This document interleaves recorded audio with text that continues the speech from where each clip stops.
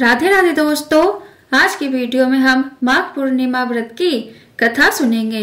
कथा प्रारंभ। पौराणिक कथा में वर्णन मिलता है कि किसी नगर में धनेश्वर नाम का एक ब्राह्मण रहता था।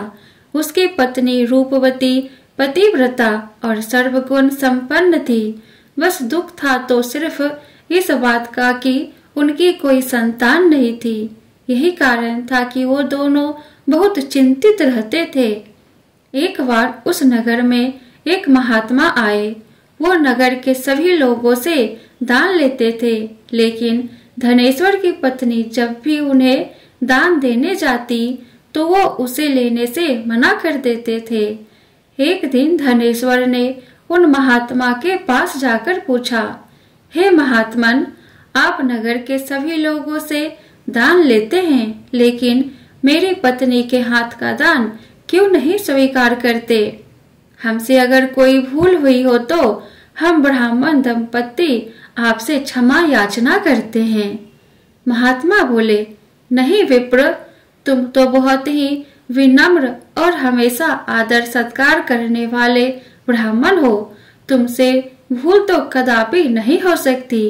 महात्मा की बात सुनकर धनेश्वर हाथ जोड़कर बोला, हे मुनिवर, फिर आखिर क्या कारण है? कृपा हमें उससे अवगत कराए।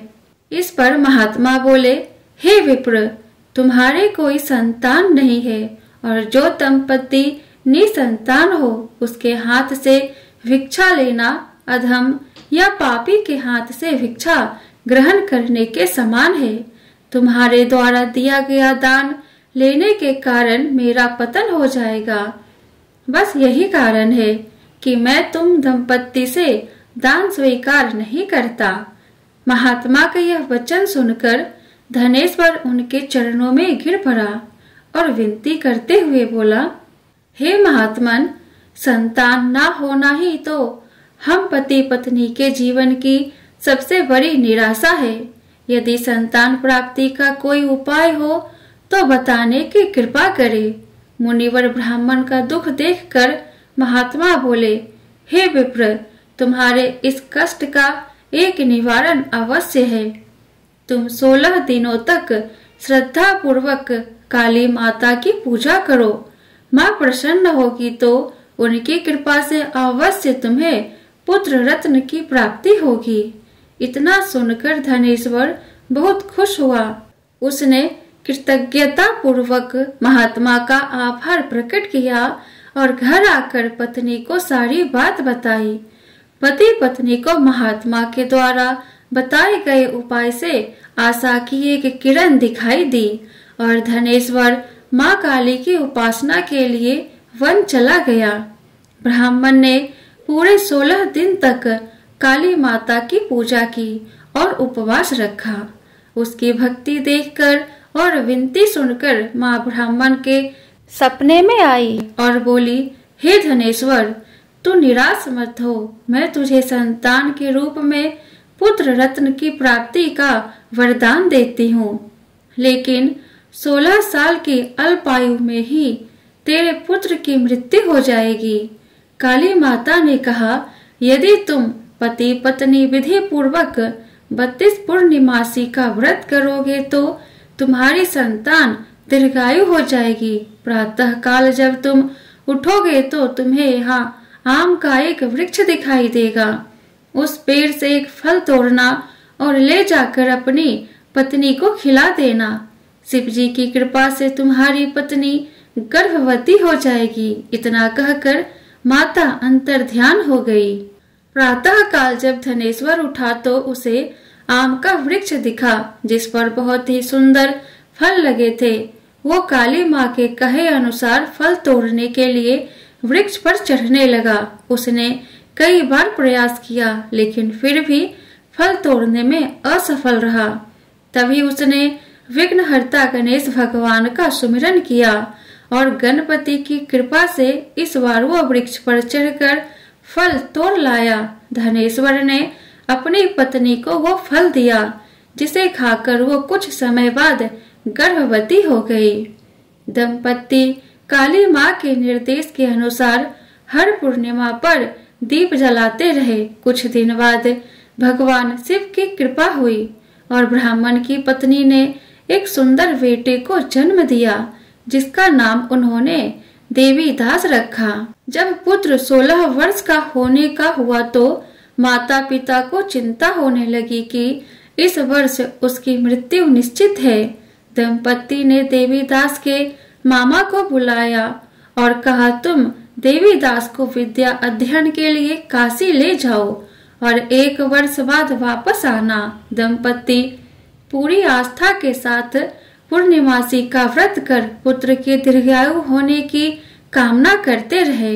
इधर काशी प्रस्थान के बाद मामा भांजे एक गांव से गुजर रहे थे। वहां एक कन्या का विवाह हो रहा था, परंतु विवाह होने से पूर्व ही उसका वर अंधा हो गया। तभी वर के पिता ने देवीदास को देखा और मामा से कहा, तुम अपना भांजा कुछ समय के लिए हमें दे दो, विवाह संपन्न हो जाए उसके बाद ले जाना। ये सुनकर मामा ने कहा, यदि मेरा भांजा ये विवाह करेगा तो कन्यादान में मिले धन आदि पर हमारा अधिकार होगा। वर के पिता ने मामा की बात स्वीकार कर ली और देवीदास के साथ कन्या का विवाह संपन्न हो गया। इसके पश्चात देवीदास पत्नी के साथ भोजन करने बैठा, लेकिन उसने उस थाल को हाथ नहीं लगाया। ये देखकर पत्नी बोली, स्वामी आप भोजन क्यों नहीं कर रहे? आपके चेहरे पर ये उदासी कैसी? तब देवीदास ने सारी बात बताई। यह सुनकर कन्या बोली, स्वामी मैंने अग्नि को साक्षी मानकर आपके साथ फेरे लिए हैं। अब मैं आपके अलावा किसी और को अपना पति स्वीकार नहीं करूंगी। पत्नी की बात सुनकर देवीदास ने कहा, ऐसा मत कहो, मैं अल्पायु हूँ। कुछ ही दिन में 16 वर्ष की आयु होते ही मेरी मृत्यु निश्चित है।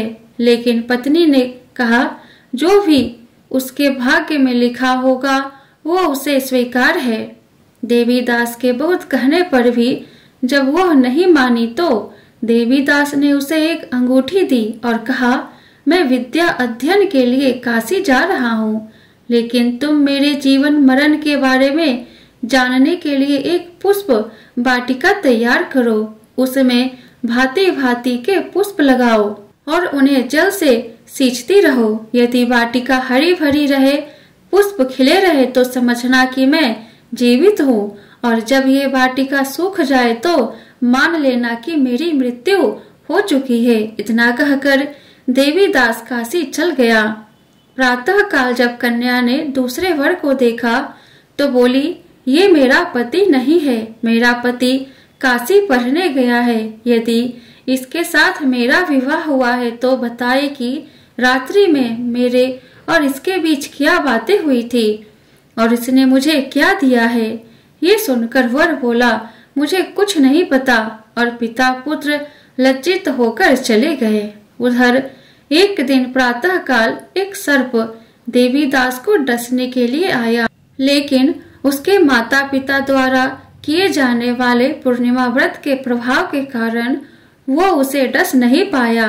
तत्पश्चात काल स्वयं वहां आए और उसके शरीर से प्राण निकालने लगे। देवीदास मूर्छित होकर गिर पड़ा। तभी वहां माता पार्वती और शिवजी आए। देवीदास को मूर्छित देखकर देवी पार्वती बोली, हे स्वामी, देवीदास की माता ने 32 पूर्णिमा का व्रत रखा था, उसके फल स्वरूप कृपा आप इसे जीवन दान दे। माता पार्वती की बात सुनकर भगवान शिव ने देवीदास को पुनः जीवित कर दिया। इधर देवीदास की पत्नी ने देखा कि पुष्प वाटिका में एक भी पुष्प नहीं रहा। वो जान गई कि उसके पति की मृत्यु हो चुकी है और रोने लगी। तभी उसने देखा कि वाटिका पुनः हरी भरी हो गई है। ये देखकर वो बहुत प्रसन्न हुई। उसे पता चल गया कि देवीदास को प्राणदान मिल चुका है। जैसे ही देवीदास 16 वर्ष का हुआ, मामा भांजा काशी से वापस चल पड़े। रास्ते में जब वो कन्या के घर गए तो उसने देवीदास को पहचान लिया और अत्यंत प्रसन्न हुई। धनेश्वर और उसकी पत्नी भी पुत्र को जीवित पाकर हर्ष से भर गए। पौराणिक मान्यता है कि जो स्त्रियां श्रद्धा पूर्वक पूर्णिमा का व्रत रखती है और कथा सुनती है, उन्हें संतान का सुख मिलता है, संकट से मुक्ति मिलती है और समस्त मनोकामनाएं पूरी होती है।